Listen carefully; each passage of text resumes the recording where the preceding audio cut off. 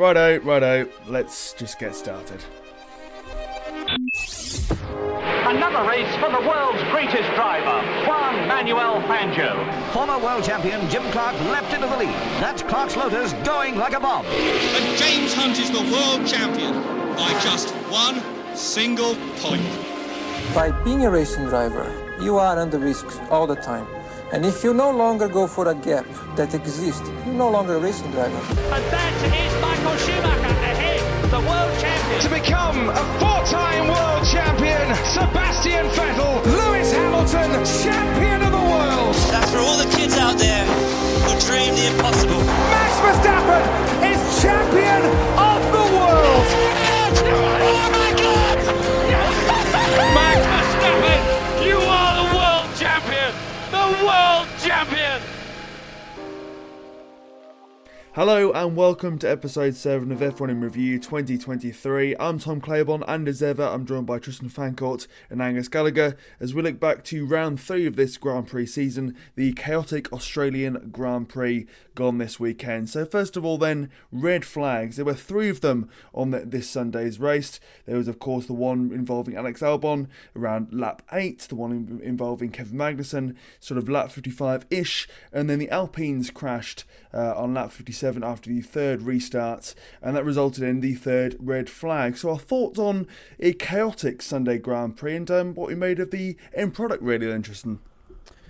Well, this seems to be a really interesting predicament for the Formula One community, because I think a large part of the community has finally got their wish, which means all the quiet people that previously weren't raging about safety cars at the end of the race, that's where I'm going to focus to begin with, are now raging. And everyone who previously was like, oh, why on earth would you have a safety car at the end of the race? We want it to be stopped, are now coming out in defence of it. So, I don't know, we've now flipped and we are trialling something different. It was a very interesting race, wasn't it? And each red flag, I feel, was criticised pretty much for the same reason.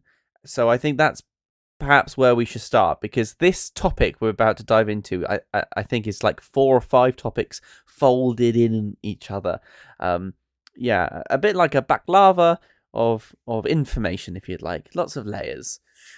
So let's start with, do you think the red flag, the first one, which involved Alex Albon going over a whole load of gravel, crashing out, gravel onto the track, do you think it was worth bringing out a red flag? Yes, in a word. I'll expand later, but Angus, what about you?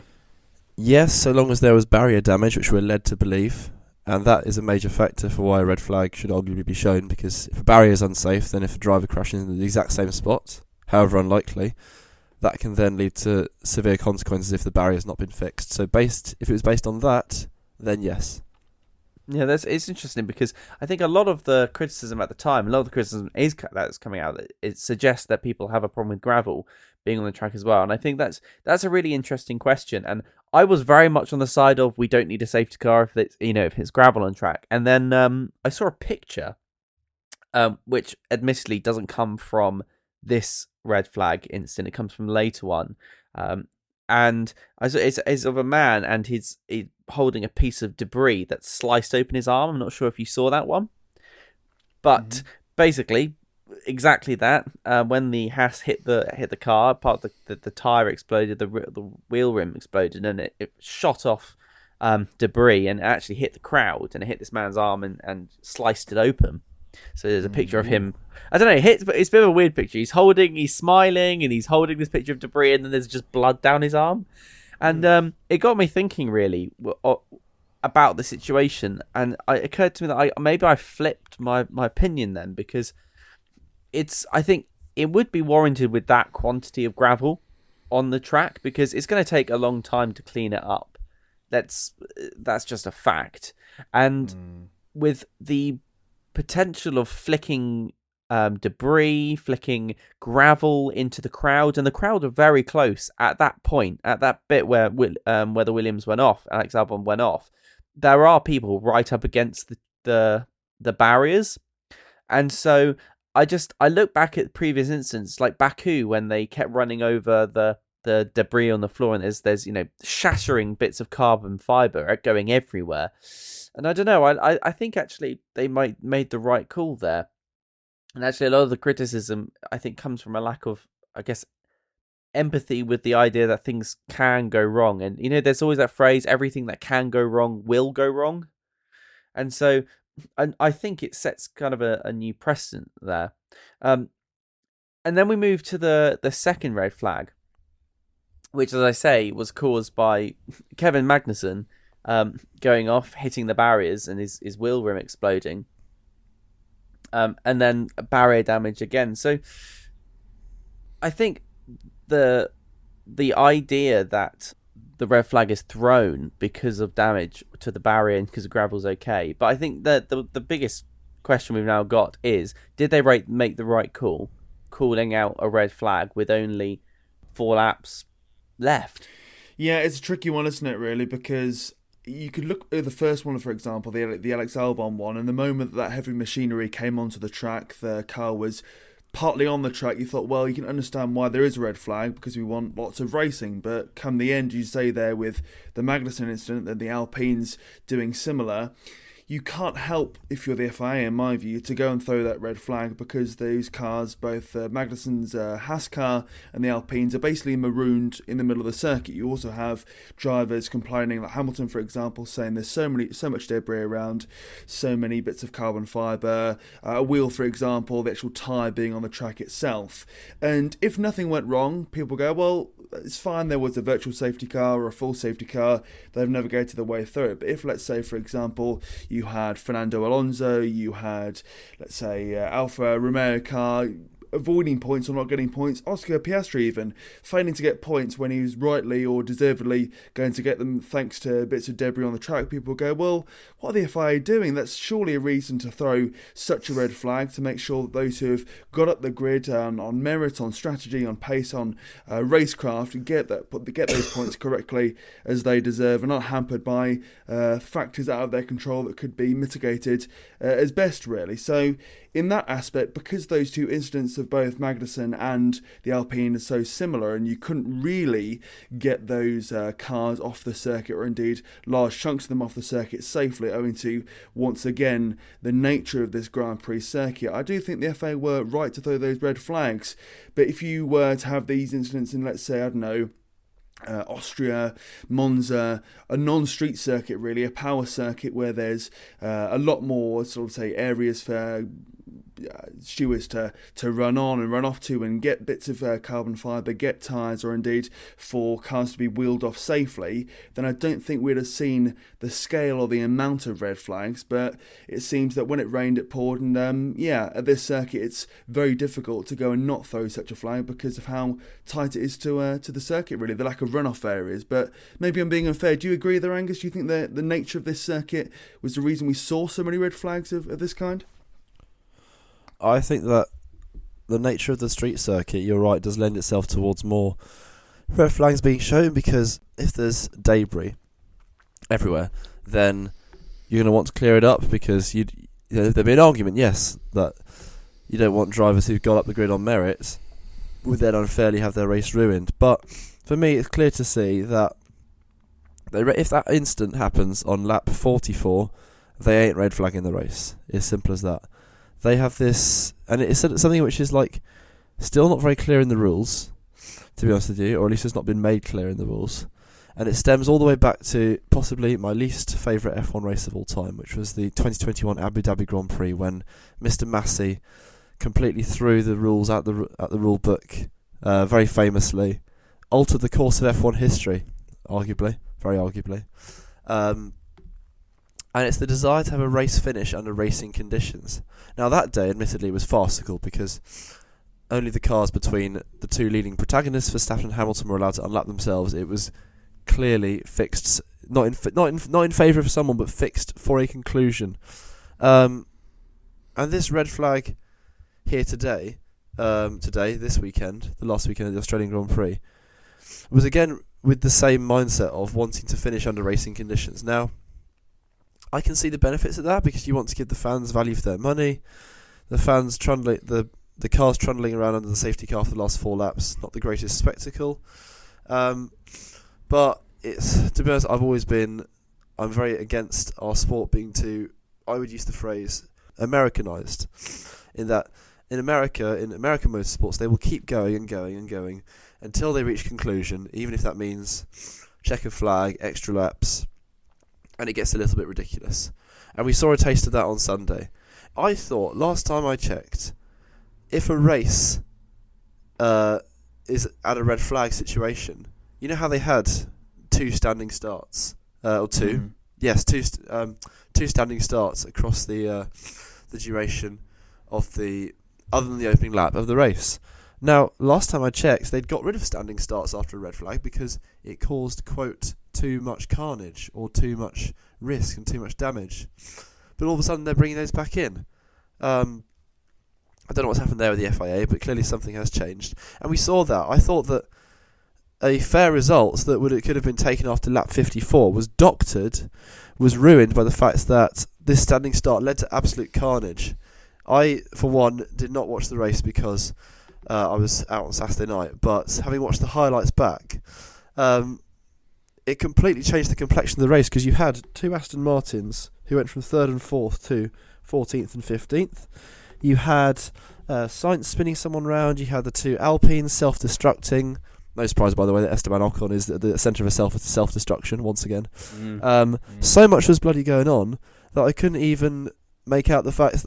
I missed the fact that Nick De Vries got punted from behind by Logan Sargent. That's how much I missed that in the highlights. And then I checked they released the special onboards video. I checked that later today, and I was like, wait, that happened? Was that at the end of the race? Yes. They made the link as to why they were retired, like lap 55 or whatever, lap 56. So I feel like it's. I don't know. There's the whole sport versus entertainment debate, yada yada yada. We could go on for ages. We could do a whole episode on that. But I just feel like the first red flag, fair enough. Debris, as well as barrier damage. More the barrier damage is what we should be focusing on. That's key. And they've thrown red flags for that in the past on plenty of occasions. But debris, I'm convinced if that Kevin Magnussen had bonked the wall 10 laps earlier, they would never have thrown a red flag. They've had many, many times in Formula 1 over the years that I've been watching where debris is on the track and they throw a safety car and everyone survives and it's fine. So it's clear to me that because it was the end of the race and they wanted that jeopardy, forced jeopardy I call it, that was why the red flag was shown. I disagree with you. I disagree with you that this was all show, and that though this question is going to come up over and over again about whether or not it is all show and the carnage was kind of engineered by the FIA, and whether or not we should just be going back to previous systems and previous precedents and things like that. And yes, there can be an argument made that they went too far, but lots of these arguments I see, and I think a bit of your argument too, hinges on the fact that there was quite a lot of destruction in what was supposed to be the last couple of laps. But that's not the FIA's fault. No one told the pack to drive like maniacs. And if you think the safety car is going to fix that, then I'll refer you to the 2020 Mugello Grand Prix, where they restarted under a safety car led by Bottas, and we had total destruction at the back of the pack caused by driver error at the front. That was an isolated example. Well, it's a perfect example of exactly what I illustrated. There's these are 2. I might be able to say, well, this is an isolated example. We've had many race restarts where they've not had absolute carnage. I mean, look at the 2021 Azerbaijan Grand Prix. That was a race restart after Max Verstappen's tyre blew out, and everyone started perfectly except from Lewis Hamilton, who had his front brake balance gone. No one drove like an idiot then, and they managed to get around.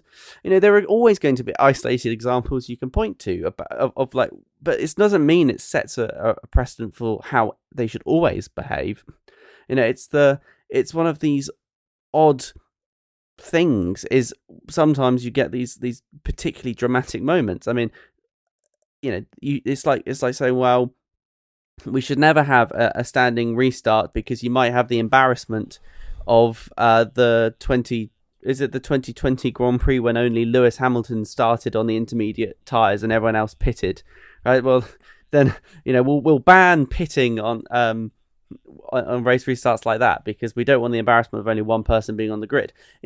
Fundamentally, the FIA set an action, and all the drivers and all the teams react to it.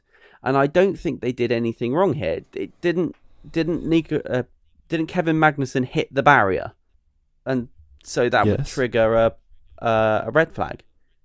No, but it doesn't trigger. It only triggers safety cars half the time. It doesn't trigger. You don't get red flags being thrown for something like that. It got thrown simply because it was the end of the race, and it's this forced jeopardy. And I'll admit, I'm not great with great with change. I'll admit that. And I think this some arguably boils down to a battle of the F1 fans: those open to change, and those stoic, stubborn folk like myself who are like, well, describe yourself as stoic. we have a system. Let's not change it. And I get it's good for the fans, and it's like it was a lot of entertainment. But I think it was a little bit of a farce, I think, on Sunday. I can't agree, really. I think it had to be concluded in some fashion closer to the magic 58 versus 54 or 55, because to flip it on its head and talk about sporting integrity, how is it fair for an Alfa Romeo car of Valtteri Bottas, Guan Yu Zhou, scrapping around for points, to not have the chance of 4 laps to go and redeem themselves after, let's say, a fairly average start to this race and campaign? If I was a smaller team who didn't get the chance to go and redeem themselves in 4 laps, that, as we know, can make a massive difference in Formula 1. We've seen many races happen. I can't cite examples on the top of my head, but examples of where teams and constructors have saved their careers or turned around their campaigns owing to the last few races of a certain Grand Prix, for good or for ill. That's why we watch right to the end. That's why people don't go, oh, well, lap 50, standard, isn't it, really? I'll switch off and go over and watch, Strictly Come Dancing or something in the UK. So that's why we go right up to the end, don't we? That's why we have added time in various different sports. So in my mind, it was a shame we didn't have 58 laps of a natural campaign, if you will, but it was right for the FIA to try and do so, really. And I'd say the reason it was so chaotic again at the restart was because of the nature of the circuit as well. Not only is it a rather thin Grand Prix in terms of the circuit itself, little runoff areas, so to speak, but also the first corner is famous for being quite tight and unforgiving, really. And I think every driver out there thought to themselves, well, this is my last chance to go and do something great, and perhaps, their eyes are too big for the stomach, and we got what we got, really. But that's not the FIA's fault. That's because of how things went from the driver's point of view, in my view, at least. I think also, you're right, Angus. As a person, I don't mind this idea of, in the last few laps of the race, moving, swiftly and decisively towards a red flag rather than a safety car. And it is my personal opinion that rules should be introduced so that if there is some sort of extensive or lengthy cleanup process that has to be happen on the track in the last few laps of the race, they should throw a red flag instead. And so I am always going to be open to what happened at the Australian Grand Prix this weekend, and so that is a personal bias I have. But the reason behind that for me is because you're always going to have a pressure on the FIA, and if they do red flag the race, and I'm not necessarily saying there should always be a standing start, but if they red flag the race, it gives them more time to go through, correct the barrier, clean up debris. Now, I think the issue we've now got is, in a scenario like that, should you do a standing start? Because I would argue that you might not always want to do a standing start, but definitely red flagging the race is pretty sensible, right? So instead of being like, oh, well, we'll have the next 4 laps of the people jumping out, the marshals going out and cleaning up the tracks and things like that, then, we red flag the race, give everyone enough time to sort themselves out, and then do a rolling restart, if you can do a rolling restart. And, if within the rolling restart, you're going to cross the finish line, as was demonstrated by the Australian Grand Prix, so be it. That's what happens. The question is, and I think this is what we're sort of diving into now, is whether or not there should be a standing start, because standing starts do cause some unpredictability that perhaps a rolling start doesn't. Mm-hmm. And in terms of a red flag itself, we know now, or we've known for many years, I don't think it's ever changed in Formula 1, but drivers can change their tyres, they can have minor and major bodywork done to their cars, saving them from terminal damage in some cases. And let's look at Silverstone 2021 as an example of that. But this can obviously be a huge factor for many different drivers, for good or for ill. George Russell, as those who may not remember, pitted early before the red flag and then essentially demoted himself, a self-inflicted injury down to P8, I believe, or nowhere near the P1 he was in at that time pre-pit stop. But what do we make of the fact that teams can do that? Should that be changed at all for good or for ill in a major or minor way? Let's go with you, Angus. Yeah, I think it's a rule that I think it's been acknowledged for a while that we need to change it, but I think I'll admit, it's the kind of thing where, just like with the red flag situations, some people are going to go, oh, that's brilliant because it benefited them, and some people go, oh, that's a load of rubbish because it disadvantaged them. I'm sure that George Russell, after Sunday, is going to say, oh my god, we need to scrap that rule because look what it did to my race. And I do think it's unfortunate how, he had a stonking start to the race, tried to take admittedly a risky move to gain track position or increase his track position, and then because of an unknowing red flag, which arguably was the more sensible of the red flags because of the barrier damage, and because of that, he's been completely shafted. I think that rule is it needs to be adapted. I think maybe it's a situation where I think just being able to have drivers change tyres, it's just it kills it a little bit. Like early in the race, yes, less so, but it can kill a superb ending. One example that comes to mind, it was cast your minds back here half of my life ago, was Monaco, I think back in 2011, and it was the best Monaco race I've seen in my lifetime. You had Sebastian Vettel in his Red Bull days, you had Fernando Alonso in a Ferrari, and you had Jenson Button in a McLaren, and they were like a good minute ahead of the rest of the field. And Vettel pitted for this is the Pirelli chewing gum tyres, like the real chewing gum era. Yeah. He pitted for tyres like 15, 20 laps before his rivals to get track position. But then for the last 25 laps, his tyres were shot because he'd pitted too early. But he was still able to hold track position against Monaco. So he had this brilliant battle with Vettel, Alonso and Button separated by 1.5 seconds, nose to tail around Monaco. Three of the greats of the modern generation. And then there was a big crash, I think. I wouldn't be surprised if it was involving Pastor Maldonado. I'm not even joking, but I think it might have been. The original meme, Maldonado. But, and then the red flag came out. But then they could all change tyres, and all of a sudden, Vettel, Alonso, Button just went in their final order till the end of the race because they had fresh tyres. And that kind of ruined it a bit. There must be a way, I reckon, to be able to have a rule where the teams can make repairs. I'm not against, for example, I think it was it Hungary a couple of years ago when you had that Bottas bowling at the first corner. Yes. And you had Norris and Verstappen both had car damage, but there was a red flag, so they repaired it, and Verstappen went back out there with a half-working car and nabbed a 10th place or something. Now, I'm not opposed to that, car repairs to therefore ensure that more cars take to the grid and the restart. That's good, but I think. And also, if your car has a puncture, of course you can change it. I'm not going to force drivers to go around on punctures because you now can't change tyres under the red flag. But I just think that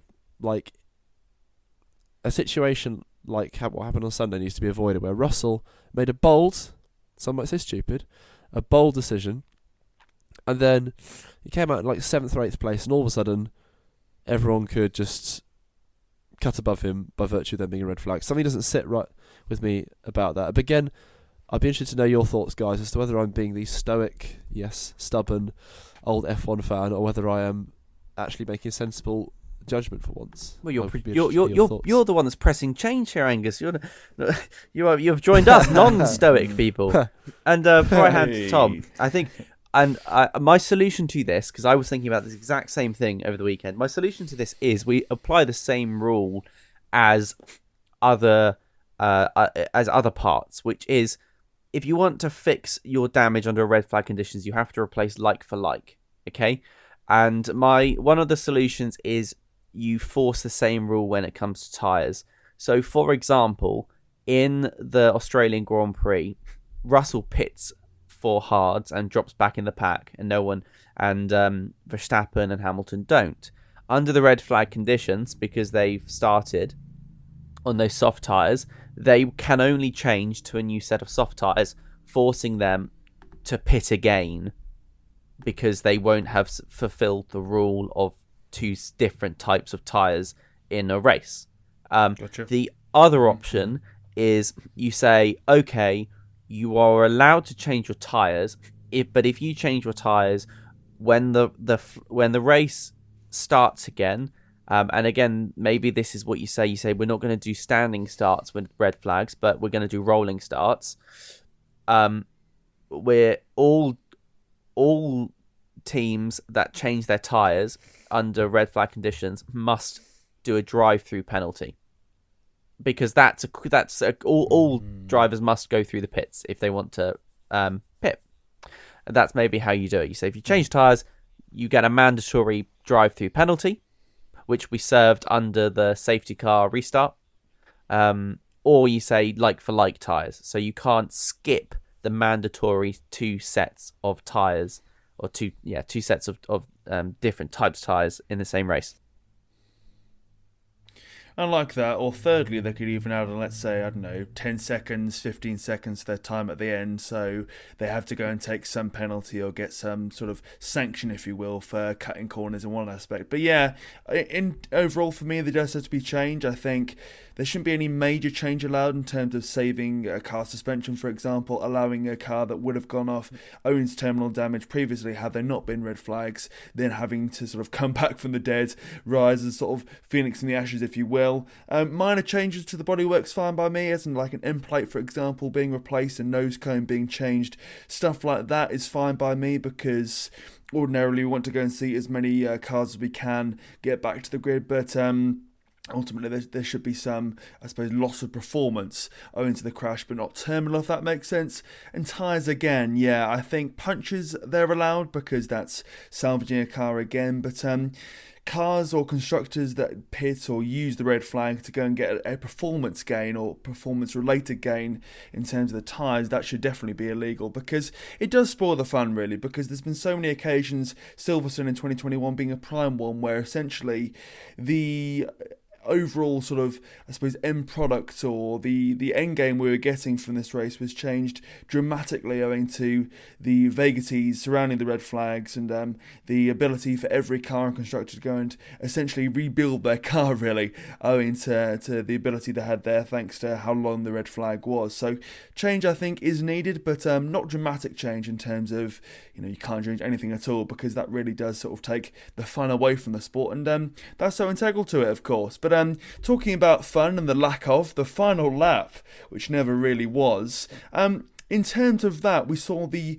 ultimate order being changed somewhat owing to the FIA and their intervention, if you will. You had the Alpines going out in terms of them not scoring points. You had Alonso back to P3, even though he was tagged by Carlos Sainz, and then Sainz himself penalised for a Stroll-type incident. What's our thoughts on those three big topics coming from the final lap or two? And should they have been changed at all? Should they have altered how the final grid order was, or should they have kept it in a rather different order to the one we had in the end? Let's go with Tristan on this one. Well, Tom, I think it's I don't know. I want to hear your thoughts, Tom. You've done the least talking so far of this, and it's 30-odd minute podcast. Okay. Do you think the precedent is there for the FIA to do this? Was it right? Because there was certainly a very unhappy Gunter Steiner and an incredibly happy Fernando Alonso. If you were sitting up there making the decisions, which team do you think would you made happy? Tricky, isn't it? I think, first of all, big tick surrounding the Alpines being out. They should definitely have not been reinstated to where they were in the points, because ultimately it was the two cars of that constructor that ended each other's race. It was a self-inflicted end to the race, if you will, owing to silly driving, you could say, or you could say many not looking in their various mirrors or looking to their left or looking to the right, whatever. So good they weren't reinstated. I can't for the life of me understand why Fernando Alonso was reinstated to P3 but then Carlos Sainz was penalised as well. That doesn't really make a lot of sense because essentially Sainz is then being penalised for an incident which never happened. And if I'm to compare that incident with one previously to the Lance Stroll, for example, incident of the first few laps, where Carlos Sainz can't really go anywhere. We've spoken about how thin the track is, how there's a lack of runoff area, if you will, at this circuit. I don't really know what they expect Carlos Sainz to do in that aspect, which they allow Lance Stroll to do, because it's not like Sainz is aggressively veering to one side or the other. He's simply keeping track position and not going anywhere and gets tagged or tags somebody inadvertently, really. So I can see why they've taken that precedent. Once again, Silverstone 2021, they were unable to judge where each driver was. They hadn't completed a sector to then go and re-establish a new driver order. But it seemed a very sort of patchwork ultimate final order, I think, there, where they're allowing some to have latitude and others not to have it as well, really. So I would have preferred something like, I don't know, Alonso not being in P3, for example, really sticks with me, and perhaps Carlos Sainz not being penalised would be my main sort of changes really to the final order that we got, really. But are there other ones that sort of grow up with you guys more than me, maybe? I didn't necessarily disagree with the Sainz penalty, though. That's the thing, because it did happen. This is what's really, really weird, isn't it? Because the stuff happens, right? Incidents happen, cars crash out. That does happen. We all see it happens, and it's all caused by something, but because of the result of the actions, then the previous lap, the changes, the order, things like that don't count. And so that's the distinction there. So Sainz definitely did tag cars, and then that definitely caused I guess not quite as much damage as, like, let's say Bottas's incident in Hungary, where he basically tagged one car and that car went flying off into other cars. You know, that was a real domino effect. But let's face, Sainz did outbrake himself. He did, I would argue, cause a collision that wasn't necessary. Whether or not you think he's the only one that should have got penalty, I know lots of people are saying, well, Logan Sargent should have got penalty as well, but he DNF'd, so they don't usually give penalties out if you also crash out yourself, because that's a penalty enough. Now, I don't necessarily think, Tom, you and I will will consolidate here, but I do think that the right penalty was given to Sainz. It's the bare minimum penalty they could have possibly given him for causing quite a substantial accident. It just so happens that because the whole of the grid was within 5 seconds, it turned out to be completely disastrous for him. But the FIA, I think, gave him a pretty sensible penalty. So, you know, it could have been worse for him. I think others should have got penalties as well. And, you know, for example, like Gasly perhaps could have got a penalty going forward, given that he crashed out into Ocon and joined the track in a pretty dangerous way, I would argue. So, but he's not going to, because they both DNF'd, and fundamentally that was a pretty bad punishment for Alpine. Oh dear. But yeah, I think it was definitely an odd end to the race. I think the FIA did everything by the book, though. That's just what happened, and I think I said this privately to you before the podcast began. But when I look at the actions the FIA took, I mean, they red flagged the race for what I think was a pretty obvious reason. That I think everyone would admit it needs to be red flagged, given the number of cars that had decided they didn't fancy crossing the line. And then they hadn't properly completed the first sector. And I know that there was a lot of debate about whether or not they could have used the mini sectors, but the reason they can't use the mini sectors to determine the grid position is because there's no real way to reconcile how you would manage teams and drivers that did something like cut a corner, because you could get an amazing mini sector. You could get the fastest mini sector if you completely cut a corner, but that would completely compromise you for the whole sector. Okay, so how would you reconcile that? And also, how would you reconcile a mini sector in which two cars are on at pretty much level on the track, but one is off the track, let's say on the grass, but slightly ahead? Because the other driver would say, well, hold on a minute, I was more on the track than you. I'm more within the rules. So that's why we use whole sectors. We use whole sectors because it kind of prevents those questions from arising, because they usually put sector points on straights and in places where it's pretty clear to see the order of things. And then they said, well, the safety car is going to come out. You're going to get led on by a safety car. Safety car comes in, and then there's no overtaking until the safety car line, which happens to be, over the start finish line. So that's it. No one could overtake until the safety car line, and that means no overtaking until everyone crosses the line. So that was it. That was the end of the race. Now that's just by the book. That's fine by me. It was a pretty dull ending, but perhaps after that last red flag, that's exactly what we wanted. And then very, very quickly, in terms of reinstating the Alpines, I don't think there'd have been any chance of that anyway, because they weren't able to return to the pits under their own power. So I think they made the right choice there, which is they say, well, if you didn't make it back to the pits in your own power, everyone can start in the grid order, but there's just going to be two spaces in front of you where two cars should have been. So as soon as you move, that's it. You make up that place. So again, I think they reconciled the ending pretty well. Whether or not you think the FIA did a good job up to that point will completely depend on, I think, whether or not you are Angus or me. Do you not see similarities, though, between the Sainz incident and the Lance Stroll incident of the first few laps? Yes, I do, and I think Lance Stroll should have got a penalty. I was very, very surprised that he didn't get a penalty. I'm not saying the FIA is perfect, and I thought it was weird that Stroll didn't.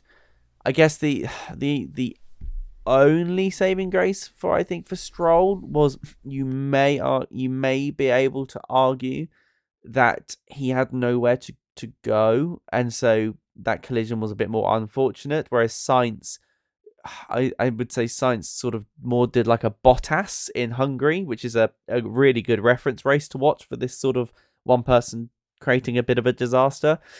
I mean, Stroll's been quite lucky throughout this year so far. Let's not forget the first lap of the first race, if you can think that far back, when he tagged Fernando Alonso of all people and didn't get a penalty, and Alonso was saying, why didn't you get a penalty? So I'm not sure whether or not everyone's just got their blinders, like the blinkers on when it comes to Lance Stroll, like, oh, it's only Stroll, we won't give him a penalty this time. But yeah, I think a penalty would have been fair for him, as I think it would have been fair for Sainz. But maybe I'm just a bit more consistent. Maybe I don't have access to all the telemetry, the data, and all the camera angles that the stewards have, and also the steward support group have over in, I want to say Switzerland. I think they're in Geneva.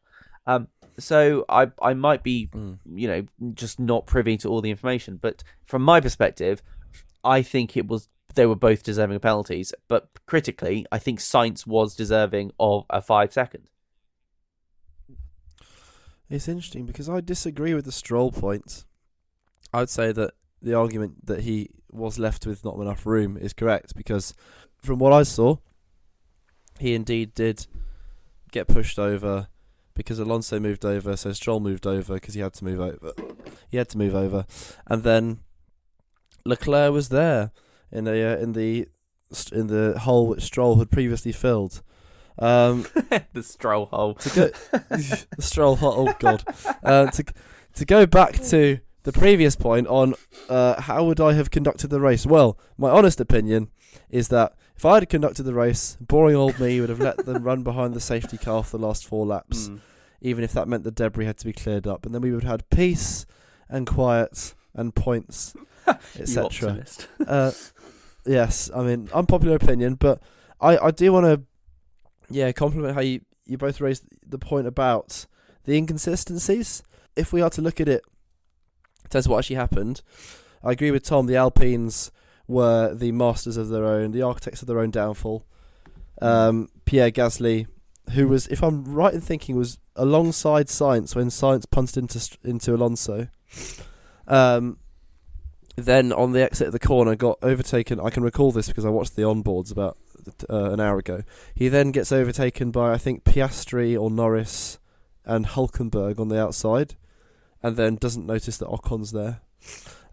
Which, despite my little jab at Ocon earlier, this was, if you were to pin it on someone, it was Gasly not noticing or not looking in his mirrors. Very similar to, do you remember when Perez and Ocon were teammates in Singapore, and Perez came around the corner and just didn't notice Ocon was there and punted Ocon into the wall? Yes. It's very similar to that. But then, yes, I also agree with what you say, Tristan, about how if Alonso got reinstated to third, then his tangle with Carlos Sainz never happened. So why is Sainz getting a penalty? You had a situation where Sainz was on the radio on the last lap, basically begging the stewards to, in his words, let them talk to him first before they gave him a penalty. And that's fair enough, because if you're going to wipe an incident from the history books, then you should wipe any possibility of a penalty being given out, arguably. Yep.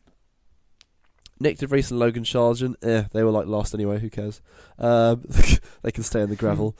But yeah, it was, and it's interesting. You've got it again comes back to what I said earlier. It literally depends on what side of the argument you're on.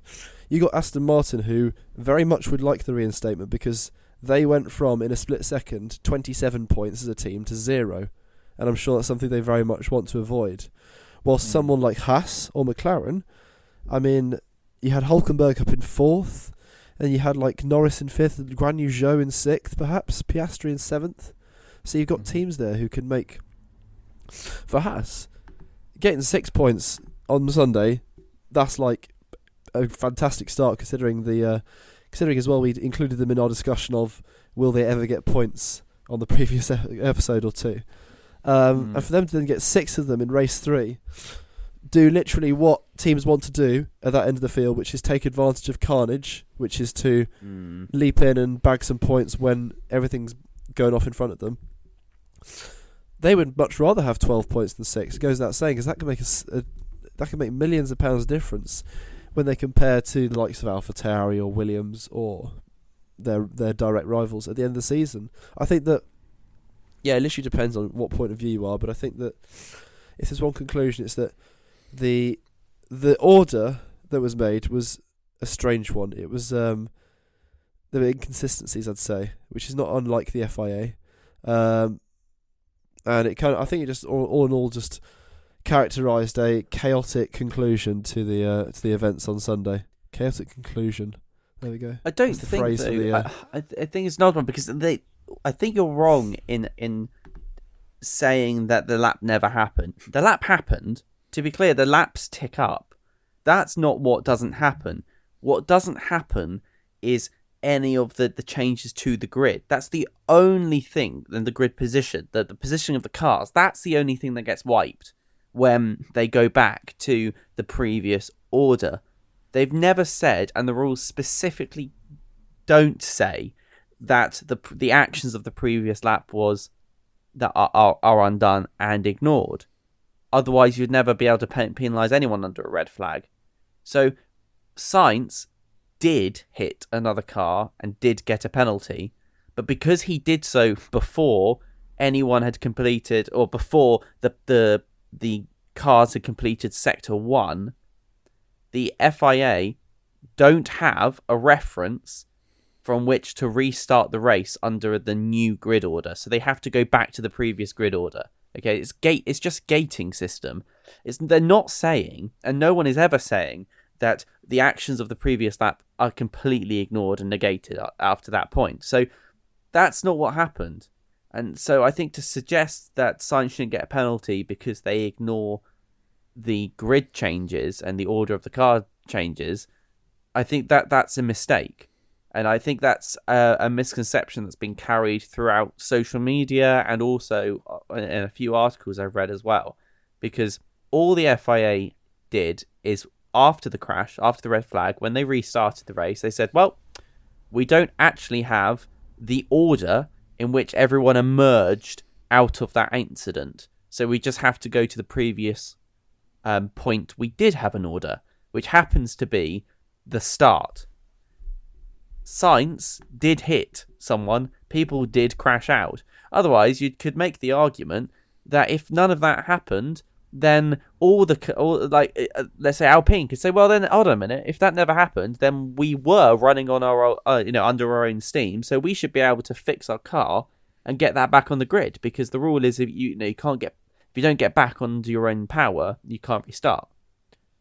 So that's what's happened. There's no argument from, I think, any of the stewards or any one of the Formula One executives to suggest that what the stewards are doing is completely ignoring a lap. The lap does count still, just not the resultant order after the lap.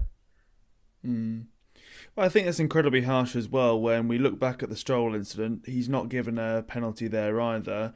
It's almost a double whammy, I get the impression, with this one, because it was a fairly, you could say, neither here nor there type incident. No malice or maliciousness in it. It is simply just one car slightly touches the other, and an unfortunate series of events comes from that. So that's where I think the sense of injustice is coming from a Ferrari and Ferrari-powered side of the grid, if you will, because you've got one incident with Lance Stroll where he's got no penalty. Meanwhile, you've got an incident with Carlos Sainz where he's done, now, dare I say, exactly the same thing, and he's hit doubly as hard. So it's difficult for the FA to judge, I appreciate. It's impossible to please everybody, but I think that's where the sense of bewilderment comes from, really, when it comes to that one, really. But difficult to judge, really, because the precedent is, if they don't know the grid or there hasn't been a sector, they go back to the one previously. But rather than me making the decisions, put it that way. Right then, with time running short, we're getting towards the end of this episode, and I believe, Tristan, you've had a little chat with AI, and AI's come back to you and given a review, if you will, to this chaotic round 3 of the 2023 Formula 1 season. Go for it. As indeed, I was wondering whether or not AI would be able to put us out of our jobs, and I don't know. I don't think it is, but it's surprisingly close. I must admit, I was surprised to see what it could produce. So I had a little bit of a play with a particular popular AI that I'm sure our listeners out there will know which one I'm talking about, but I don't particularly want to plug it. And so I wondered. I've heard from you, Tom, about what you think of this Grand Prix. I've heard of you, Angus, what you think of this Grand Prix. So I thought I'd ask the AI, what did it think about this particular Australian Grand Prix? And it said, the event was highly anticipated and fans from around the world flocked to the city to witness the thrilling race. As the engines revved on the race day, the crowds roared with excitement, eagerly awaiting the start of the competition. The drivers and their teams had worked tirelessly to prepare their cars for the challenging circuit, and the tensions were high as the race got underway. Throughout the race, there were several intense moments as drivers jostled for position and made daring overtakes. Lewis Hamilton, driving for Mercedes, took an early lead, but Max Verstappen of Red Bull Racing was hot on his heels, determined to take top spot. As the laps ticked by, Hamilton and Verstappen continued to battle it out, with neither driver winning to give an inch. The Australian sun beat down on the track, adding to the intensity of the competition. In the end, it was Verstappen who emerged victorious, crossing the finish line just seconds ahead of Hamilton to take the top spot on the podium. The crowd erupted in cheers as Verstappen celebrated his hard-fought victory. The Australian Grand Prix had once again delivered a thrilling spectacle of high-speed competition, and Verstappen had proved himself to be the most talented drivers in the world. He is all the talented drivers in the world. The race may have been over, but the memories of this exciting event would last a lifetime.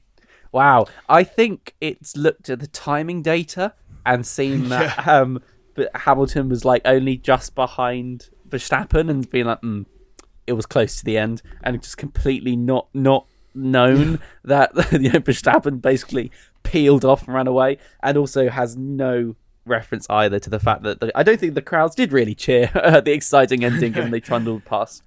Your AI has seen that the top 12 drivers were separated by 6.5 seconds, and it's gone, whoa, that's an incredible race. The closest finish in Formula One history. Yeah, I thought we had some lukewarm takes, but geez, I can breathe a sigh of relief that, AI is not about to take over this podcast at the very least. Okay, then, so we've heard what the AI thinks of this Grand Prix. Angus, was there anything that the AI might have missed there, or many different things? Go for it. I'd say that it's missed the fact that Aston Martin are extremely lucky. As I referred to earlier in the podcast, they went from a scenario where they had 0 points with Alonso being spun round and Stroll in the gravel trap, to a scenario where instead they left with 27 points intact after the order was reinstated. So I think as well, you could argue that Aston Martin, any race where they continue to show they have pace, makes them a winner, because a lot of us are perhaps waiting for Aston Martin to inevitably drop off and slow down and not be up at the sharp end. But once again, both drivers within 6/10 of pole, mixing it with Ferrari and Mercedes. So Aston Martin definitely my winners from the Australian Grand Prix weekend. Losers, I think, through a combination of his poor luck with the pit stop strategy, not anticipating the red flag, and also with the power unit deciding to cough and splutter like I have the last week, and give up. George Russell. I think we don't often these days see the car have such a big fire on its termination as the Mercedes did, but there was definitely signs that engine had run its race and was completely done with life as a combustion engine. So George Russell, because of those two big bits of bad luck, on a weekend where he qualified well, he started strongly. By the way, can we note how forceful he was to Verstappen at the start? He pulled alongside and then gave him the big old see you later shove out onto the curb. The speciality which Verstappen has been perfecting over the last 7 to 8 years, and no doubt would expect every driver to comply with until he is the driver on the receiving end. But yeah, a weekend that could have blossomed and flowered for Russell in the end just fizzled out and combusted. Quite literally, yeah.